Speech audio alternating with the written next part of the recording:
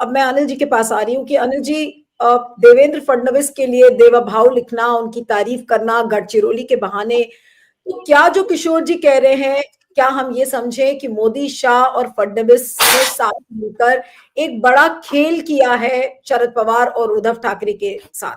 क्या वो दबाव में लग रहे हैं, किसी दबाव में उन्होंने प्रेशर में आकर ये सारी चीजें कही हैं, और प्रेशर में आकर उनको सामने भी इस चीज को लिखना पड़ा? ये बात कुछ हजम नहीं हो रही है। देखिए, किशोर जी ने जो लास्ट में समाप्त किया ना, उसके बाद आपको सारी चीजों का खुलासा हो जाता है। ये जो है कि प्रताप सरनाईक का नाम लिया और जिस तरह से लोग लगे हुए हैं कि मिल जाए वो फंड, एमएलए वाला फंड मिल जाए, और उसके बाद करप्शन करके पैसा कमाया हुआ है, ये एक पॉलिटिकल रियलिटी है और वो उसको आप इग्नोर नहीं कर सकते। मोस्ट जो अभी 90s के बाद जो सिस्टम बना है वो एकदम करप्ट सिस्टम है, हिंदुस्तान में लूट का बाजार है। तो ये सिस्टम में आप ये कोई अनया मतलब इसको कोई एक्सीडेंट नहीं मान सकते, ये नॉर्मल है। सवाल दो है, एक तो है क्या कि टैक्टिकल जो बातें कही विवेक देशपांडे ने, वो बहुत इंपॉर्टेंट है, टैक्टिकल भी है और आइडियोलॉजिकल भी है। अब दिक्कत ये है कि दोनों टैक्टिक्स और आइडियोलॉजी दोनों के हिसाब से मैं यही देख रहा हूं कि उनका टैक्टिक्स ये है कि जो उनके साथ है, जो अजीत पवार का गुट है एनसीपी का, और शिंदे का गुट है एक नाथ शिंदे का शिवसेना वाला, दोनों गुट को के मुकाबले खुद को अपने प्लेस करना चाहते हैं ये दोनों। मतलब कि शरद पवार की जो पार्टी है वो उनको कमजोर करना चाहती है। असल में फाइट उन लोगों के बीच में है। एक नाथ शिंदे को अगर ये सपोर्ट अगर दिखला रहे हैं शिवसेना वाले, ये जो बचा हुआ जो गुट है इनका, मतलब उद्धव ठाकरे का, और उसका अगर एनसीपी भी अगर सपोर्ट दिखा रही है, तो उनकी कोई जरूरत नहीं रह जाती है वहां, क्योंकि उतनी सीटें उनको मिल गई हैं जिसमें कि अगर थोड़ा सा बाहर का सपोर्ट मिल जाएगा तो वो दोनों इनवैलिड हो जाएंगे। तो ये जो है, एक तो ये टैक्टिकल में ये भी है, बचना तो है ही, दूसरा एक दिखाना है कि अगर वो दोनों निकल भी जाए तो भी उनको वैसे भी फर्क नहीं पड़ने वाला है, लेकिन इजी गोइंग रहेगा, हम दोनों आपके साथ हैं। तो एक स्टेबिलिटी के नाम पर एक ये टैक्टिकल मिस्टेक, मतलब टैक्टिकल कोशिश है उनको एश्योर करना बीजेपी को कि अगर वो दूसरा गुट नहीं भी है आपके साथ तो अपन है आपके साथ। तो ये एक एश्योरेंस है, हमको लग रहा है कि है। दूसरा है क्या कि देखिए, आइडियोलॉजी बहुत इंपॉर्टेंट होता है। सुप्रिया सुले या एनसीपी बार बार क्यों इस तरह से मोदी के पक्ष में चली जाती हैं? इसीलिए कि अडानी एक बड़ा फैक्टर है और इसको इग्नोर नहीं करना चाहिए। प्रफुल्ल पटेल, अब ये देखिए कि जैसे ही इलेक्शन खत्म हुआ उसका जैसे में बोल सकती है, लेकिन उद्धव ठाकरे का क्या लेना देना है? वो तो शुरू से एक मिनट में उस तो हम अदानी को वो बता दोनों का अलग अलग हिसाब है। अभी क्या है कि ये जो एनसीपी में इलेक्शन के बाद आप जो उत्तम जानकर ने के यहाँ जो फाइट शुरू हुई उसको आगे बढ़ने नहीं दिया एनसीपी ने। वो जो है पूरे महाराष्ट्र में इस बात की लहर फैल रही थी कि इलेक्शन बूथ रिगिंग हुआ है, मतलब ईवीएम की रिगिंग हुई है, और ये जो है सो इलेक्शन जो है सो रिगिंग का है। शरद पवार गए भी और उन्होंने भाषण भी आपके पक्ष में, लेकिन एनसीपी ने इसको प्रोग्राम नहीं लिया। और उसके बाद आप कंसिस्टेंटली लोकसभा में या जहां भी या जो भी है उसका पोजीशन, वो उससे साफ दिखता है क्या कि फाइट ग्राउंड पर करने के लिए तैयार नहीं है एनसीपी। दूसरी बात यह भी है कि इलेक्शन के बाद आप मीटिंग, जैसे शरद पवार ने जो का बर्थडे जो सेलिब्रेशन हुआ दिल्ली में, वो क्या इंडिकेट करता है? वहां तो जैसे कि गेट टुगेदर हो गया दोनों गुट का, मतलब कि अजीत पवार, प्रफुल्ल पटेल सब जा रहे हैं उनको ग्रीट करने। इतने बड़े डिबैकल के बाद पवार या सुप्रिया सुले या जो भी पार्टी की लीडरशिप है, उनको कंसोलिडेट करना था। अपनी जो हारी हुई सेना है उसको क्या कहते हैं, उसको ताकत देना या उनको ये करना, उसकी जगह वो लोग उनसे गैदरिंग करने लगे।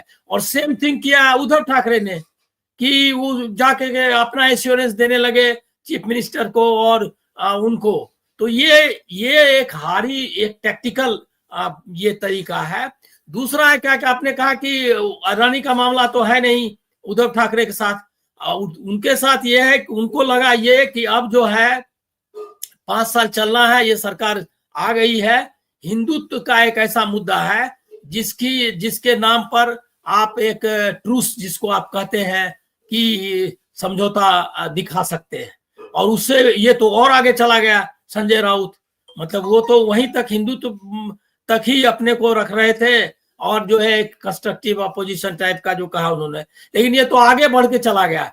मेरा अंदाजा ये है कि शिवसेना और एनसीपी में जो पोस्ट डिबेट हर एक पार्टी में होता है वो बहुत तेजी से आपस में ये चल रही है। लेकिन मैं आपको दूसरी चीज बताता हूं, पिक्चर का दूसरा साइड देखिए।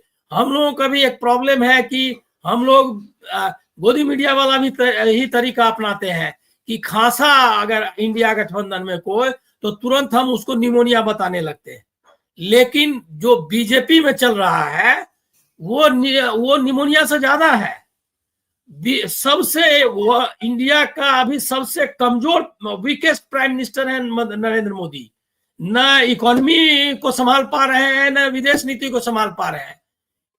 बीजेपी के अंदर इतनी हलचल है कि बीजेपी की पार्लियामेंट्री पार्टी की मीटिंग नहीं कर पा रहे हैं। एक भी पार्लियामेंट्री पार्टी की मीटिंग नहीं हुई, एनडीए की मीटिंग करते हैं। इसीलिए कि बीजेपी पार्लियामेंट्री पार्टी में अगर बहस होगी तो निश्चित तौर पर मोदी बहुत ये में रहेंगे। तो बीजेपी अभी सबसे डिवाइडेड हाउस है, लेकिन इसकी चर्चा हम नहीं कर पा रहे हैं। सामना में संजय राउत ने, अभी संजय राउत और इसका क्या वैल्यू है, अगर ये लोग अगर कुछ बोलते भी हैं तो कुछ यहाँ क्या फर्क पड़ने वाला है। लेकिन वहां क्या चल रहा है, वहां RSS versus Modi Amit Shah versus others, BJP में वो चल रहा है। और उसका अगर इंडिकेशन देखना हो तो बिहार में देखिए, बिहार में एनडीए नीतीश कुमार मतलब जाए या ना जाए, लेकिन मतलब अब तब में है कि कब चले जाए। तो एनडीए एकदम डिवाइडेड है, बीजेपी एकदम डिवाइडेड है। ये सब स्टेटमेंट वगैरह मत जाइए। और निश्चित तौर पर पवार टाइम ये ले रहे हैं, उद्धव ठाकरे भी टाइम बाय करना चाहते हैं ताकि अगला फाइट हो। मैं किसी भी हालत में ये मानने के लिए नहीं तैयार हूं कि उद्धव ठाकरे की पॉलिटिक्स कहीं से भी बीजेपी के साथ जाने के मतलब उनका कोई फायदा नहीं होने वाला है और वो नहीं जा सकते। जो ग्राउंड रियलिटी है कि अगर वो आप अगर उससे समझौता करते हैं तो जो 20 इस बार आई है सीटें, 10 अगली बार 10 सीटें आएगी। उनकी जगह अपोजिशन में ही है और एनसीपी की भी जगह अपोजिशन में ही है। वो लोग टाइम बाय कर रहे हैं, लेकिन ये गलत स्ट्रेटजी है। फाइट उनको करना चाहिए, वो फाइट करके ही इसको कंसोलिडेट कर सकते हैं। और देखिए कि कांग्रेस है, कांग्रेस निश्चित तौर पर एक जो राहुल गांधी ने एक कंसिस्टेंसी, आइडियोलॉजिकल कंसिस्टेंसी दी है, चाहे एंटी हिंदुत्व का मामला हो और चाहे अडानी विरोध का मामला हो कॉर्पोरेट का। और ये कंसिस्टेंसी ही उसको जिंदा रखने वाली है और यही इनको सीखना चाहिए। ये इनका प्रॉब्लम है। ये पार्टली आइडियोलॉजिकल क्राइसिस है, पार्टली टैक्टिकल क्राइसिस है, लेकिन ये गलत जो मतलब लाइन ले रहे हैं एज एन अपोजिशन पार्टी। मेरा अंदाजा है कि ये इनके लिए कोई फायदे में नहीं है, बल्कि दो चार जो इनके जो लोग बैठे हुए जो बता रहे थे किशोर जी कि दो चार जो बैठे हैं वो और उधर चले जाएंगे, उसको भी आप इकट्ठा नहीं रह पाएंगे।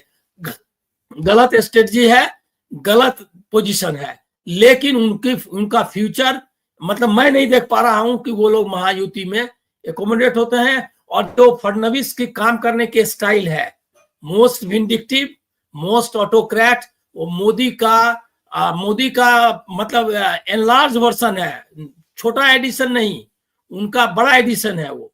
ये बात आप जान लीजिए, बड़ा एडिशन मैं आपको बोल रहा हूं कि वो उनसे भी ज्यादा ऑटोक्रेट है, मतलब किसी का नहीं सुनना है। और उससे भी ज्यादा इंस्टीट्यूशंस को मैनिपुलेट करने वाला, उससे भी ज्यादा करप्ट प्रैक्टिसेस। अमित शाह उनके मुकाबले बहुत छोटा है, क्योंकि वो इतने छोटे स्टेट में इतने कारनामे कर चुका है जो गुजरात में भी वो नहीं कर पा सकते थे। तो ऐसी स्थिति में मुझको नहीं लगता कि उनका कोई फ्यूचर है। ये गलत स्ट्रेटजी है, लेकिन वो लोग उधर जाएंगे ये मत मानिए। और ये भी गलत हम लोगों की भी स्ट्रेटजी है, ये लोग खांसा तो न्यूमोनिया बताने लगे, और वो जो है टीबी से ग्रस्त है, लेकिन हम उसको बीमार ही नहीं बता रहे।